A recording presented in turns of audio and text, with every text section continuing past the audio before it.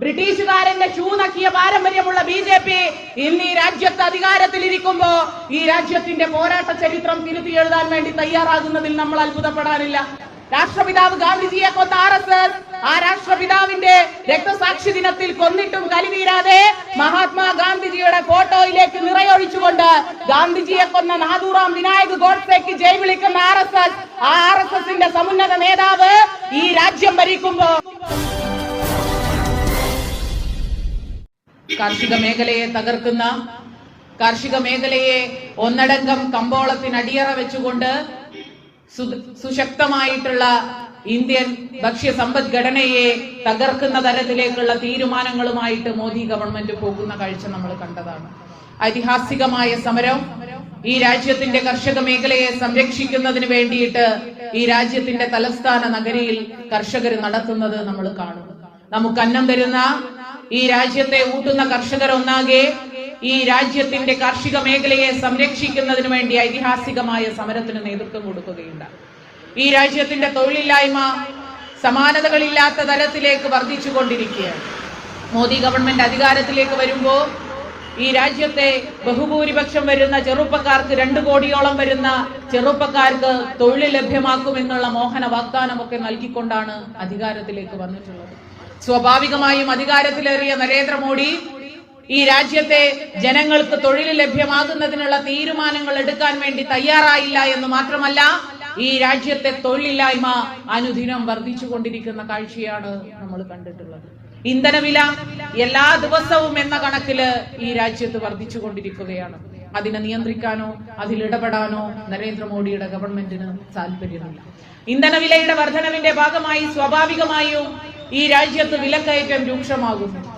ഈ കോവിഡ് പ്രതിസന്ധിയുടെ കാലത്ത് പോലും ഈ രൂക്ഷമായ വിലക്കയറ്റത്തെ ചെറുത്തു നിർത്താൻ ഈ രാജ്യത്തിന്റെ ഗവൺമെന്റ് തയ്യാറാകുന്നില്ല എന്നുള്ള യാഥാർത്ഥ്യത്തിലാണ് ഈ ഗവൺമെന്റ് എടുക്കുന്ന ജനദ്രോഹപരമായ നിലപാടുകൾക്കെതിരെ ഞങ്ങൾ സമരവുമായി രംഗത്ത് വരുന്നത്.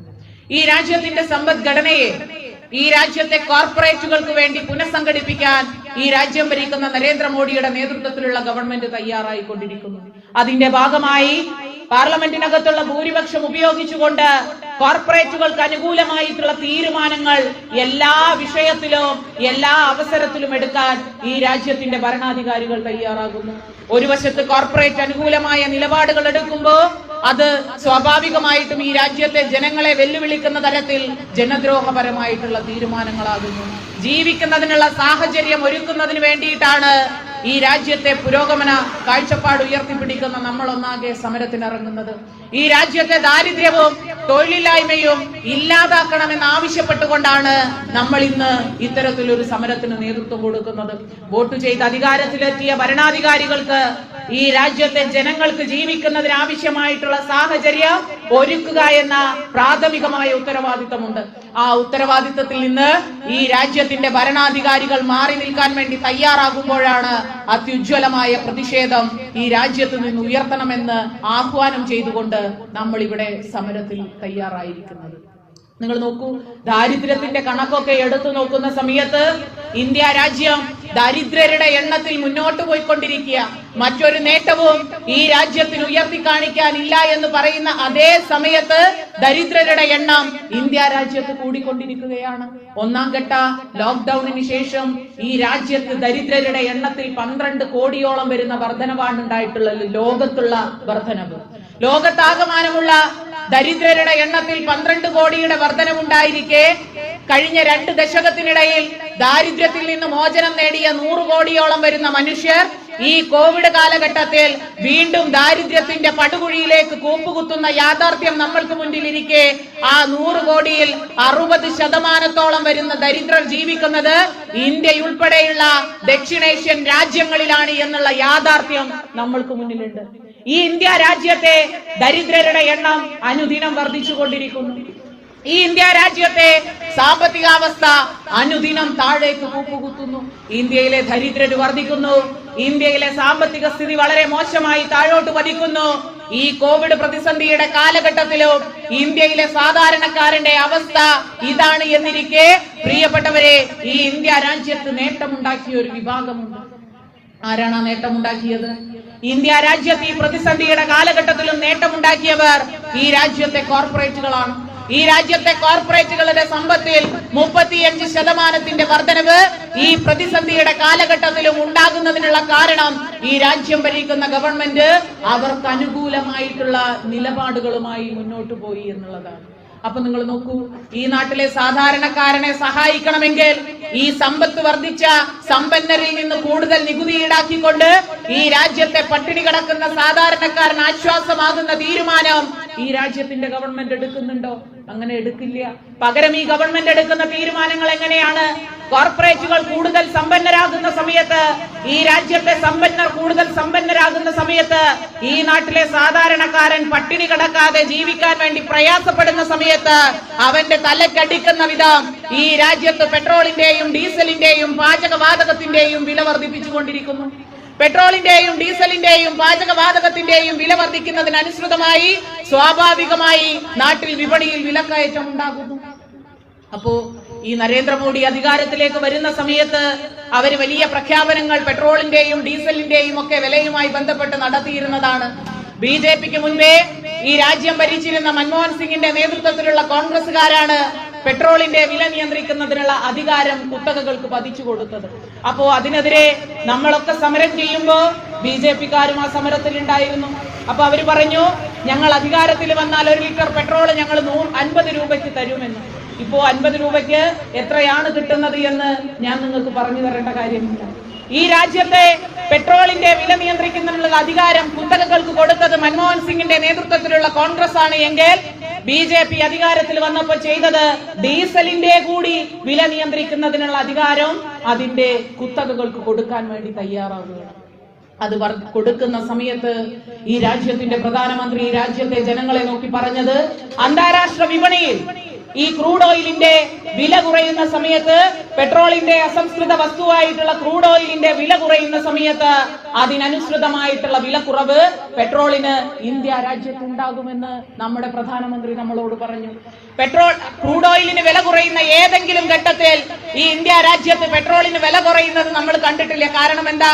അന്താരാഷ്ട്ര വിപണിയിൽ ക്രൂഡ് ഓയിലിന് വില കുറയുമ്പോഴും ഇന്ത്യ രാജ്യത്ത് പെട്രോളിന്റെയും ഡീസലിന്റെയും കേന്ദ്ര നികുതി വർദ്ധിപ്പിക്കാൻ വേണ്ടിയിട്ടാണ് ഈ രാജ്യത്തിന്റെ ഗവൺമെന്റ് തയ്യാറായിട്ടുള്ളത്. ഒന്നാം മോദി ഗവൺമെന്റ് മാത്രം 11 തവണയാണ് പെട്രോളിന്റെയും ഡീസലിന്റെയും കേന്ദ്ര നികുതി വർദ്ധിപ്പിച്ചിട്ടുള്ളത്. ഈ ഗവൺമെന്റ് അധികാരത്തിൽ വരുമ്പോ 2014 പെട്രോളിനുണ്ടായിരുന്ന കേന്ദ്ര നികുതി 9 രൂപ 48 പൈസ. 2020 ആ 9 രൂപയിൽ നിന്ന് കുതിച്ച് 32 രൂപയാകണമെങ്കിൽ എത്ര ശതമാനത്തിന്റെ വർധനവാണ്, എത്ര തവണയാണ് നരേന്ദ്രമോദി കേന്ദ്ര നികുതി വർദ്ധിപ്പിച്ചത് എന്ന് നമുക്ക് മനസ്സിലാവും. ഡീസലിനുണ്ടായിരുന്ന കേന്ദ്ര നികുതി 2014 3 രൂപ 64 പൈസയാണ് എങ്കിൽ 2020 ആകുന്ന സമയത്ത് അത് 31 രൂപയിലേക്ക് ഉയർന്നിട്ടുണ്ടെങ്കിൽ എത്ര ശതമാനത്തിന്റെ വർധനവ് ഈ കേന്ദ്ര നികുതി ഇനത്തിൽ ഇവിടെ ഉണ്ടാക്കിയിട്ടുണ്ട്. 2018-19 വർഷത്തിൽ മാത്രം ഈ കുത്തക കമ്പനികൾ ഉണ്ടാക്കിയിട്ടുള്ള ലാഭം 50,000 കോടി രൂപയാണ്.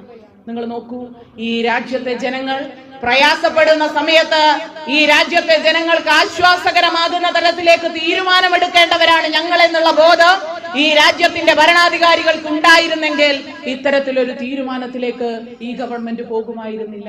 ഈ ഉദാരവൽക്കരണത്തിന്റെയും ആഗോളവൽക്കരണത്തിന്റെയും ഒക്കെ വക്താക്കൾ പറഞ്ഞു പഠിപ്പിച്ചതാണ്, ഈ രാജ്യത്തിന്റെ പൊതുമേഖലാ സമ്പത്ത്, പൊതുമേഖലാ സ്ഥാപനങ്ങൾ വിറ്റഴിച്ചാൽ അത് രാജ്യത്തിന് മുതൽക്കൂട്ടാകുമെന്ന്. ആ പൊതുമേഖലാ സ്ഥാപനങ്ങളുടെ സംരക്ഷണത്തിന് വേണ്ടി പോലും ഇന്ന് നമ്മൾ ഇവിടെ സമരം ചെയ്യേണ്ട അവസ്ഥയുണ്ടായിരിക്കുക. നഷ്ടത്തിലുള്ള ഏതെങ്കിലും പൊതുമേഖലാ സ്ഥാപനമാണ് ഈ ഗവൺമെന്റ് വിൽക്കുന്നതെങ്കിൽ അത് പറഞ്ഞെങ്കിലും നിൽക്കാം. പക്ഷേ കമ്പോളത്തിനകത്ത് വലിയ വരുമാനവും ലാഭവും ഉണ്ടാക്കുന്ന പൊതുമേഖലാ സ്ഥാപനങ്ങളാണ് ഇവരിവിടെ വിൽക്കാൻ വേണ്ടി തയ്യാറാകുന്നത്. നമ്മുടെ കേരളത്തിന്റെ അഭിമാനമായിട്ടുള്ള എണ്ണ ശുദ്ധീകരണശാല കൊച്ചിൻ റിഫൈനറി, ആ കൊച്ചിൻ റിഫൈനറി ഉൾപ്പെടുന്ന BPCL ഈ രാജ്യത്തെ തന്നെ ഏറ്റവും വലിയ 2ാമത്തെ എണ്ണ ശുദ്ധീകരണശാല. 14,000-ഓളം വരുന്ന തൊഴിലാളികൾ അവിടെ തൊഴിലെടുക്കുന്നുണ്ട്. കഴിഞ്ഞ 5 വർഷക്കാലം മാത്രം 35,000 കോടിയുടെ വിറ്റുവരവുണ്ടാക്കിയ ആ കമ്പനിയെ വിൽക്കാൻ വേണ്ടി നരേന്ദ്രമോദി തയ്യാറാവുകയാണ്. അപ്പൊ പൊന്മുട്ടയിടുന്ന താറാവിനെ തന്നെ ഏറ്റവും ആദ്യം വിൽപ്പനയ്ക്ക് വെക്കാമെന്നുള്ള തീരുമാനത്തോടുകൂടി കമ്പോളത്തിനകത്ത് ഏറ്റവും ലാഭമുണ്ടാക്കുന്ന പൊതുമേഖലാ സ്ഥാപനങ്ങളെ വിൽക്കാൻ വേണ്ടിയിട്ട് നരേന്ദ്രമോദി വിൽപ്പനയ്ക്ക് വെക്കുക. ഈ രാജ്യത്തിന്റെ റെയിൽവേ, ഇന്ത്യൻ റെയിൽവേയിലെ 90,000 കോടി രൂപയുടെ ആസ്തി വിൽക്കാൻ വേണ്ടി ഈ രാജ്യത്തിന്റെ ഗവൺമെന്റ് തയ്യാറാകുന്നു. ടെലികോം ശൃംഖലയിലെ 30,000 കോടി രൂപയുടെ ആസ്തി വിൽക്കാൻ വേണ്ടി തയ്യാറാകുന്നു. അങ്ങനെ തുടങ്ങി ഈ രാജ്യത്തിന്റെ പൊതുമേഖലാ സ്ഥാപനങ്ങളുടെ ആസ്തി ഒന്നാകെ വിൽക്കാൻ ഈ രാജ്യത്തിന്റെ ഗവൺമെന്റ് തയ്യാറായിക്കൊണ്ടിരിക്കുന്നു. തീർച്ചയായും ഈ രാജ്യത്തിന്റെ സമ്പത്ത് സംരക്ഷിക്കുന്നതിന് വേണ്ടിയിട്ടുള്ള പോരാട്ടം നാം നടത്തേണ്ട സമയം ഇത് തന്നെയാണ് പ്രിയപ്പെട്ടവരെ. ഒരു വശത്ത് ഈ രാജ്യത്തെ ജനങ്ങൾക്കെതിരായ തീരുമാനങ്ങൾ എടുക്കുന്നു, അതോടുകൂടി തന്നെ അതിനോടൊപ്പം തന്നെ ഈ രാജ്യത്തെ കോർപ്പറേറ്റുകളെ സംരക്ഷിക്കുന്ന തീരുമാനങ്ങൾ എടുക്കുന്നു. മറുവശത്ത് ഈ ഇന്ത്യ രാജ്യത്തെ ഏറ്റവും വലിയ മതനിരപേക്ഷ രാഷ്ട്രമായ ഇന്ത്യ രാജ്യത്തിന്റെ തകർത്തുകൊണ്ട് ഇന്ത്യ രാജ്യത്തെ ഹിന്ദു രാഷ്ട്രമാക്കുന്നതിനുള്ള നിലപാടുകളുമായിട്ട് ഈ ഗവൺമെന്റ് മുന്നോട്ട് പോകുന്ന കാഴ്ച. ഒന്നാം മോദി ഗവൺമെന്റ് തന്നെ അവരുടെ നിലപാട് വ്യക്തമാക്കുന്നത് നമ്മൾ കണ്ടു. അധികാരത്തിൽ വന്ന ഏറ്റവും ആദ്യം ഈ രാജ്യത്തെ സാധാരണക്കാരായ മനുഷ്യരെ പശുവിറച്ചി കഴിച്ചതിന്റെ പേരിൽ കൊന്നുതള്ളുന്ന കാഴ്ച ദയനീയതയോടുകൂടി നമ്മൾ നോക്കിക്കണ്ടതാണ്. ഇഷ്ടമുള്ള വസ്ത്രം ധരിക്കുന്നതിനുള്ള അവകാശം ഈ രാജ്യത്തുണ്ട്, ഇഷ്ടമുള്ള ഭക്ഷണം കഴിക്കുന്നതിനുള്ള അവകാശം നമുക്ക് ഈ രാജ്യത്തുണ്ട്, ഇഷ്ടമുള്ള പോലെ ജീവിക്കാൻ അവകാശം ഈ രാജ്യത്തുണ്ട് എന്നിരിക്കെ ഭക്ഷണം കഴിച്ചതിന്റെ പേരിൽ ഈ രാജ്യത്തൊരു മനുഷ്യനെ സംഘപരിവാറിന് അടിച്ചു കൊല്ലുന്നതിനുള്ള ധൈര്യമുണ്ടായെങ്കിൽ അത് ഈ രാജ്യത്തിന്റെ ഭരണം BJPയുടെ കയ്യിലാണ് എന്നുള്ളത് കൊണ്ടാണ്. നിങ്ങൾ നോക്ക്, മുസ്ലിം ഭൂരിപക്ഷ പ്രദേശമായ ജമ്മു ആൻഡ് കാശ്മീർ, ആ ജമ്മു ആൻഡ് കാശ്മീരിനെ തകർക്കുന്നതിന് വേണ്ടി ഭരണഘടന അവർക്ക് പതിച്ചു നൽകിയിട്ടുള്ള പ്രത്യേക പദവികൾ ഒന്നാകെ എടുത്തു കളയാൻ ഈ ഗവൺമെന്റ് തയ്യാറായില്ലേ? പൗരത്വ ഭേദഗതി ബില്ല് പാസാക്കിക്കൊണ്ട് ഏറ്റവും വലിയ മതനിരപേക്ഷ രാഷ്ട്രമായ ഇന്ത്യ രാജ്യത്തെ മണ്ണിൽ നിന്നുകൊണ്ട് ഈ രാജ്യത്തെ ജനങ്ങളെ നോക്കിക്കൊണ്ട് ഈ ഇന്ത്യ രാജ്യത്ത് പൗരത്വം ലഭിക്കാൻ മുസ്ലിം മതവിശ്വാസം ഒഴികെ മറ്റാറ് മതങ്ങളിൽപ്പെട്ടവരായാൽ മതി എന്ന് പറയാൻ BJPയുടെ ഗവൺമെന്റ് തയ്യാറായതിനെ ഏറെ ഗൗരവത്തോടു കൂടി തന്നെ നാം കാണണം. നിങ്ങൾ നോക്ക്, ഈ കോവിഡ് പ്രതിസന്ധിയിൽ നമ്മൾ നിൽക്കുന്ന സമയത്തോ BJP അവരുടെ വർഗീയ വിഷം തുപ്പുന്നതിന് ഒരു മടിയും കാണിച്ചിട്ടില്ല. ആ ലക്ഷദ്വീപിന്റെ മണ്ണിൽ ചെന്ന് ഏറ്റവും സമാധാനപരമായി മനുഷ്യർ ജീവിക്കുന്ന ലക്ഷദ്വീപ്, ഏറ്റവും നിഷ്കളങ്കരായ മനുഷ്യരുള്ള നാടാണ് ലക്ഷദ്വീപ്, കള്ളവും കള്ളന്മാരും ഇല്ലാത്ത നാടാണ് ലക്ഷദ്വീപ്. അതുകൊണ്ട് തന്നെ ആ ലക്ഷദ്വീപിലെ ജയിലുകളൊക്കെ ഒഴിഞ്ഞു കിടക്കുന്ന നാടാണ്. ആ നാട്ടിൽ ചെന്നുകൊണ്ട് BJP ഗുണ്ടാ ആക്ട് നടപ്പിലാക്കുക. ആ നാട്ടിൽ ചെന്നുകൊണ്ട് BJP അവരെന്ത് കഴിക്കണമെന്ന് തീരുമാനിക്കുക. അവിടുത്തെ സ്കൂളുകളിലെ ഭക്ഷണത്തിന്റെ മെനുവിൽ നിന്ന് ബീഫ് എടുത്ത് ഒഴിവാക്കാൻ വേണ്ടി തീരുമാനിക്കുന്നു. അവിടെ ചെന്ന് നിന്നുകൊണ്ട് ലക്ഷദ്വീപിലെ ആ നാട്ടുകാരെ ജോലിയിൽ നിന്ന്, സർക്കാർ സർവീസിൽ നിന്ന് പിരിച്ചുവിടുകയാണ്.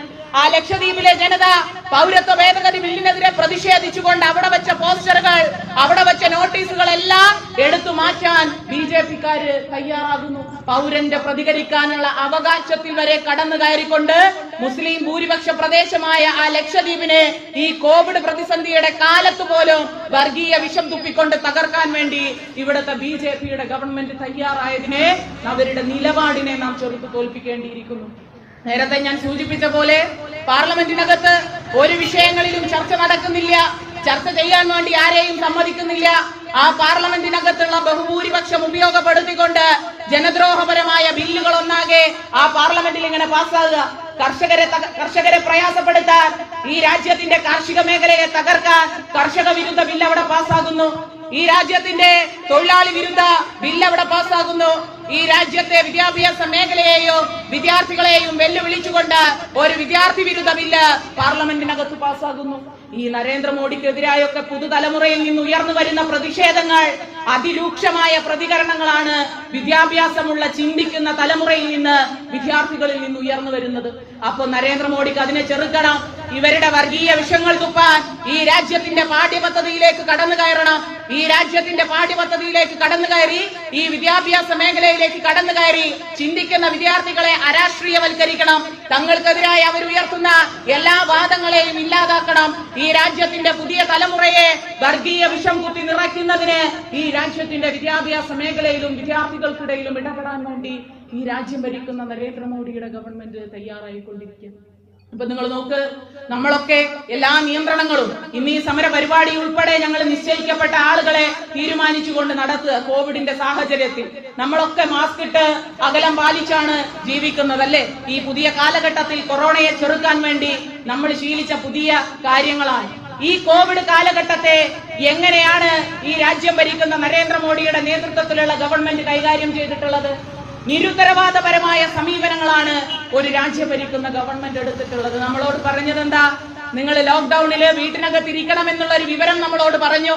ആ വീടിനകത്തിരുന്നാൽ പിന്നീട് എന്താണ് ഈ കോവിഡ് പ്രതിരോധ പ്രവർത്തനങ്ങൾ ഈ രാജ്യത്തിന്റെ ഗവൺമെന്റ് കൈക്കൊള്ളാൻ പോകുന്നത് എന്ന് ആകാംക്ഷയോടുകൂടി നോക്കി നിന്ന് നമ്മളോട് പറഞ്ഞത് പാത്രം കൊട്ടിക്കോളൂ പറഞ്ഞതല്ലേ? വിളക്ക് കത്തിച്ചോളൂ. പാത്രം കൊട്ടിയും തീ കത്തിച്ചും അകറ്റാനുള്ളതാണോ ഈ കൊറോണ?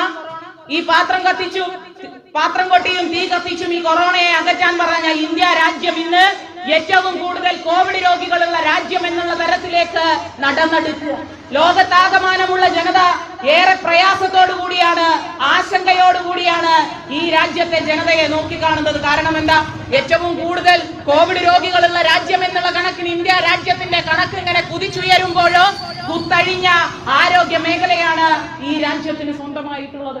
ആ ആരോഗ്യ മേഖലയിൽ ക്രിയാത്മകമായി ഇടപെടാൻ ഈ രാജ്യത്തിന്റെ ഗവൺമെന്റ് തയ്യാറാകുന്നില്ല.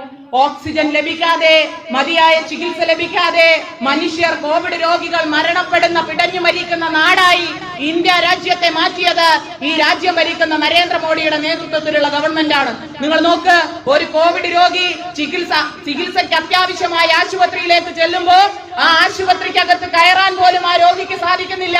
ഇവിടെ ചികിത്സയില്ല, ഇവിടെ മതിയായ ബെഡില്ല എന്ന് പറഞ്ഞ് ആശുപത്രി അധികൃതർ അവരെ നിഷേധിക്കുമ്പോ ആശുപത്രിയുടെ മുറ്റത്ത് പിടഞ്ഞു വീണ് മരിക്കുന്ന കോവിഡ് രോഗികളുടെ നാടായി ഇന്ത്യ രാജ്യത്തെ മാറ്റിയത് ഈ നരേന്ദ്രമോദിയുടെ നേതൃത്വത്തിലുള്ള ഗവൺമെന്റാണ്. മരണപ്പെടുന്ന മനുഷ്യരെ, കോവിഡ് ബാധിച്ചു മരണപ്പെടുന്ന മനുഷ്യരെ ഏറ്റവും മാന്യമായി സംസ്കരിക്കാൻ പോലും സാധിക്കാത്ത നാടായി ഇന്ത്യ രാജ്യം മാറിയിരിക്കുന്നു. ഈ നരേന്ദ്രമോദിയുടെ മൂക്കിന് താഴെയിട്ടിട്ടാണ് മനുഷ്യരെ കൂട്ടിയിട്ട് കത്തിക്കുന്ന കാഴ്ച ഏറെ ദയനീയമായി ഞാനും നിങ്ങളും നോക്കിക്കാണുകയുണ്ടായി. പുണ്യനദി എന്ന് പറഞ്ഞു വെക്കുന്ന ഗംഗ, ആ ഗംഗയിലൂടെ ഇപ്പോൾ ഒഴുകുന്നതെന്താ? ആ ഗംഗയിലൂടെ കോവിഡ് രോഗികളുടെ മൃതദേഹങ്ങൾ ഇങ്ങനെ ഒഴുകുന്ന കാഴ്ച ദയനീയതയോടെ അല്ലാതെ എങ്ങനെയാണ് എനിക്കും നിങ്ങൾക്കും നോക്കിക്കാണാൻ വേണ്ടി സാധിക്കുക? ഈ കാഴ്ചയൊക്കെ ഇന്ത്യ രാജ്യത്ത് നിന്ന് കാണുമ്പോഴും ഈ രാജ്യത്തിന്റെ പ്രധാനമന്ത്രിയുടെ ഭാവം എന്താണ്? ഇതൊന്നും എന്നെ ബാധിക്കുന്നതല്ല, ഇതൊന്നും തടുക്കാൻ ഞാൻ ആളല്ല, വരുന്നത് വരട്ടെ, ഞാൻ എനിക്ക് തോന്നിയ ചില കാര്യങ്ങൾ ഇവിടെ ചെയ്യുമെന്നാണ്. ഒന്നാം തരംഗത്തിന്റെ തീവ്രത ഒന്ന് കുറഞ്ഞ സമയത്ത് ഈ രാജ്യത്തിന്റെ പ്രധാനമന്ത്രി പ്രഖ്യാപിക്കുക. എന്താ പ്രഖ്യാപിച്ചതെന്നറിയോ? ഞങ്ങൾ ഇതാ കോവിഡിനു മേൽ വിജയം കൈവരിച്ചിരിക്കുന്നു എന്ന്. എന്ത് കണ്ടിട്ടാണ് മൂപ്പരത് പറഞ്ഞത് എന്ന് നമുക്ക് മനസ്സിലാവുന്നില്ല. ഒന്നാം കോവിഡിന്റെ തീവ്രത കുറഞ്ഞ സമയത്ത് ഈ രാജ്യത്തിന്റെ പ്രധാനമന്ത്രി അത്തരത്തിലൊരു പ്രസ്താവന നടത്തിയത് ഈ രാജ്യത്തെ ജനങ്ങളിൽ ആകെ തെറ്റിദ്ധാരണയുണ്ടാക്കി. കോവിഡ് ഏകദേശം കഴിഞ്ഞു, ഇനിയെല്ലാം സാധാരണ പോലെ ആകാമെന്ന് ഈ രാജ്യത്തെ ജനത തെറ്റിദ്ധരിക്കുകയുണ്ടായി. ഈ ആരോഗ്യ വകുപ്പ് വളരെ കൃത്യമായി പറഞ്ഞു, രണ്ടാം തരംഗം വരുന്നുണ്ട് എന്ന് പറഞ്ഞു. അത് മുഖവിലേക്ക് എടുക്കാൻ ഈ രാജ്യത്തിന്റെ ഗവൺമെന്റ് തയ്യാറായിട്ടില്ല. രണ്ടാം തരംഗം വരുന്നുണ്ട് എന്നുള്ള മുന്നറിയിപ്പിനെ തുടർന്ന് ഈ രാജ്യത്തിന്റെ പൊതു ആരോഗ്യ മേഖലയെ ശക്തിപ്പെടുത്തുന്നതിനുള്ള ഇടപെടൽ നടത്താൻ ഈ രാജ്യത്തിന്റെ പ്രധാനമന്ത്രി തയ്യാറായിട്ടില്ല. അന്ന് അതിനനുസൃതമായിട്ടുള്ള ഇടപെടൽ നടത്തിയിരുന്നെങ്കിൽ മതിയായ ഓക്സിജൻ പോലും ലഭിക്കാതെ ഈ രാജ്യത്തിന്റെ ആശുപത്രികളിൽ മനുഷ്യർ പിടഞ്ഞു വീട് മരിക്കുകയുണ്ടായിരുന്നില്ല. അതിനെ തുടർന്ന് വാക്സിനുമായി ബന്ധപ്പെട്ടിട്ട് വാക്സിൻ നമ്മളൊക്കെ കാത്തിരുന്നതാണ്. ഇതിനെന്തെങ്കിലും ഒരു പരിഹാരം, ഈ കൊറോണയെ മറികടക്കാൻ എന്തെങ്കിലും ഒരു മാർഗം വേണമല്ലോ, വാക്സിൻ വരട്ടെ എന്ന് നമ്മളൊക്കെ കാത്തുനിന്നു. അപ്പൊ നമ്മുടെ പ്രധാനമന്ത്രി വലിയൊരു തള്ളലം കെടുത്ത് തള്ളി. എന്താ?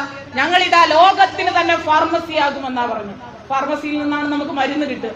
അപ്പൊ ലോകത്തിന് തന്നെ ഫാർമസി ആവുമെന്ന് പറഞ്ഞാൽ വാക്സിൻ നമ്മൾ ലോകത്തിന് കൊടുക്കുന്ന ആളുകളായി മാറുമെന്ന്. നല്ല കാര്യം, ഇന്ത്യ രാജ്യത്ത് കൊടുക്കണം. ഇന്ത്യ രാജ്യത്തെ ജനതയ്ക്ക് പുറമെ ലോകത്തിന് കൂടി കൊടുക്കാൻ കഴിഞ്ഞാൽ വളരെ നല്ലത്. എന്നിട്ട് എന്താ ഉണ്ടായിട്ടുള്ളത്? സൗജന്യമായി ഈ രാജ്യത്തെ ജനതയ്ക്കൊന്നാകെ വാക്സിൻ കൊടുക്കുന്നതിന് വേണ്ടി ഉത്തരവാദിത്തപ്പെട്ട മോദി ഗവൺമെന്റ് ആ ഉത്തരവാദിത്തത്തിൽ നിന്ന് അങ്ങോട്ട് ഒഴിഞ്ഞു നിൽക്കുന്ന കാഴ്ച നമ്മൾ കണ്ടു. സംസ്ഥാനങ്ങളോട് പറഞ്ഞു, നിങ്ങൾ ഈ സ്വകാര്യ കമ്പനികളുമായിട്ട് കരാർ ഉറപ്പിക്കണം. കരാർ ഉറപ്പിച്ച് കമ്പോളത്തിൽ നിന്ന് വാക്സിൻ നിങ്ങൾ വാങ്ങണം. ആ വാക്സിൻ നിങ്ങൾ നിങ്ങളുടെ നാട്ടിലുള്ള ആളുകൾക്ക് വിതരണം ചെയ്യണമെന്നാണ് ഇവർ പറഞ്ഞിട്ടുള്ളത്. 45 വയസ്സിന് മുകളിലുള്ള ആളുകൾക്ക് കേന്ദ്രം കൊടുക്കാമെന്ന് പറഞ്ഞ വാക്സിൻ സ്വകാര്യ കമ്പനികളിൽ നിന്ന് കേന്ദ്ര ഗവൺമെന്റ് 180 രൂപയ്ക്കും 200 രൂപയ്ക്കും വാങ്ങുന്ന വാക്സിൻ സർക്കാരുകൾ 300 രൂപയ്ക്കും 500 രൂപയ്ക്കും വാങ്ങണമെന്നാണ് ഈ ഗവൺമെന്റ് പറഞ്ഞിരുന്നത്. നിങ്ങൾ നോക്ക്, കോവിഡ് പ്രതിസന്ധിയുടെ കാലഘട്ടത്തിൽ മനുഷ്യൻ വരുമാനമില്ലാതെ ജീവിതം മുന്നോട്ട് കൊണ്ടുപോവാൻ പ്രയാസപ്പെടുന്ന ഈ കാലഘട്ടത്തിൽ രാജ്യത്ത് ദരിദ്രരുടെ എണ്ണം വർദ്ധിക്കുന്ന ഈ കാലഘട്ടത്തിൽ ആ കോവിഡിനെ പ്രതിരോധിക്കാനുള്ള വാക്സിനകത്തു പോലും സ്വകാര്യ കമ്പനികൾക്ക് ലാഭമുണ്ടാക്കുന്ന തരത്തിലേക്ക് ഈ നാട്ടിലെ സാധാരണക്കാരനെ കൊള്ള ചെയ്യാൻ തയ്യാറായവരാണ് ഈ രാജ്യം ഭരിക്കുന്ന നരേന്ദ്രമോദിയുടെ ഗവൺമെന്റ്. അവർക്കെതിരെയാണ് പ്രിയപ്പെട്ടവരെ അത്യുജ്വലമായ പ്രതിഷേധം ഈ രാജ്യത്ത് ഉയർന്നു വരുന്നത്. ഇപ്പൊ നിങ്ങൾ നോക്ക്, ഈ രാജ്യത്ത് ജനവിരുദ്ധ നിലപാടുകൾ എടുക്കുന്ന മോദി ഗവൺമെന്റ്, കോർപ്പറേറ്റ് അനുകൂല നിലപാടുകൾ എടുക്കുന്ന മോദി ഗവൺമെന്റ്, ഇന്ത്യ രാജ്യത്തെ ഹിന്ദുരാഷ്ട്രമാക്കുന്നതിന് വേണ്ടി വർഗീയ നിലപാടുകൾ എടുക്കുന്ന മോദി ഗവൺമെന്റ് ഈ രാജ്യത്തിന്റെ പോരാട്ട പാരമ്പര്യത്തെ, ഈ രാജ്യത്തിന്റെ പോരാട്ട ചരിത്രത്തെ വരെ മാറ്റിയെഴുതാൻ വേണ്ടി തയ്യാറാകുന്നു. നമ്മളുടെ സ്വാതന്ത്ര്യ സമര ചരിത്രം, ആ സ്വാതന്ത്ര്യ സമര ചരിത്രത്തിൽ നിന്ന് ആ സ്വാതന്ത്ര്യ സമരത്തിലേക്കുള്ള പോരാളികളെ അതിൽ നിന്ന് വെട്ടിമാറ്റാൻ നരേന്ദ്രമോദിയുടെ നേതൃത്വത്തിലുള്ള ഗവൺമെന്റ് തയ്യാറാകുന്നു. മലബാർ കലാപം വെട്ടിമാറ്റാൻ തയ്യാറാകുന്നു. ജവഹർലാൽ നെഹ്റുവിനെ വെട്ടിമാറ്റാൻ തയ്യാറാകുന്നു. മഹാത്മാഗാന്ധിയെ പോലും വെട്ടിമാറ്റാൻ വേണ്ടി തയ്യാറാകുന്നു. ഈ രാഷ്ട്രത്തിന്റെ പിതാവ്, രാഷ്ട്രപിതാവ് മഹാത്മാഗാന്ധിജിയെ കുറിച്ച് പുതിയ തലമുറ പഠിക്കേണ്ടതില്ല എന്ന് തീരുമാനിക്കുന്നു. ഗാന്ധിജിയുടെ ഓർമ്മകൾ ഇരമ്പുന്ന സബർമതി ഉൾപ്പെടെ പൊളിച്ച് അവിടെ ടൂറിസം ഹബ്ബ് പണിയാൻ വേണ്ടി തയ്യാറാകുന്നു. നിങ്ങൾ നോക്കൂ, ഈ രാജ്യത്തിന്റെ പോരാട്ട ചരിത്രം തിരുത്തി എഴുതാൻ വേണ്ടി തയ്യാറാകുന്നവരാരാ? ഈ രാജ്യത്തിന്റെ പോരാട്ട ചരിത്രത്തിൽ യാതൊരു പങ്കുമില്ലാത്തവർ, ബ്രിട്ടീഷുകാർക്കെതിരെ ഈ രാജ്യത്തിന്റെ സ്വാതന്ത്ര്യത്തിനു വേണ്ടി ബ്രിട്ടീഷുകാർക്ക് മുന്നിൽ നെഞ്ചുവിരിച്ചു നിന്ന് ഞങ്ങളുടെ ജീവൻ പോയാലും ഈ രാജ്യത്തിന്റെ സ്വാതന്ത്ര്യത്തിനു വേണ്ടി ഞങ്ങൾ പോരാടുമെന്ന് പറഞ്ഞ ധീരദേശാഭിമാനികളുടെ മുന്നിൽ ഈ BJP-കാർ ചെയ്തതെന്തായിരുന്നു?